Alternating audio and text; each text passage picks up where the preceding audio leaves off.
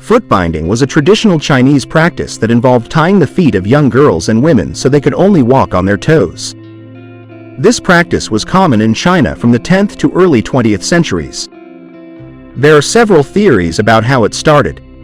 One theory says it was because people thought that small, pretty feet were a symbol of beauty and grace. Another theory suggests that it was a way for families to get their daughters married off to wealthy and important men. To stretch their legs, girls started this at the age of 4 to 6. They'd put thin shoes on their feet and then tie their toes together. Next, they'd wrap their legs in cotton or silk bands that were soaked in urine and sesame oil to make the bones more flexible. This was to help them bend their legs closer to their bodies. Tying the leg bands was super painful, and a lot of girls died from infections or got serious illnesses. But those that survived had to live with chronic pain and restrictions on movement. Despite this, foot binding in China has been a tradition for centuries. It's been common among all social classes, but especially popular among those at the top. People with smaller feet were considered more fashionable and attractive, giving them a better chance at marriage and social success.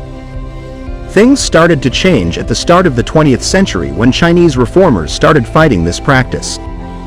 They saw that foot binding was not only cruel and dangerous, but also hindered the development of women and their ability to participate in society. In 1912, after the collapse of the Qing dynasty, the Chinese government outlawed foot binding. Soon after, this practice became uncommon, and by the end of the century, it had all but disappeared. Today, foot binding is seen as one of the cruelest traditions in Chinese history. But it did leave its mark on culture and art, which is why it's still talked about.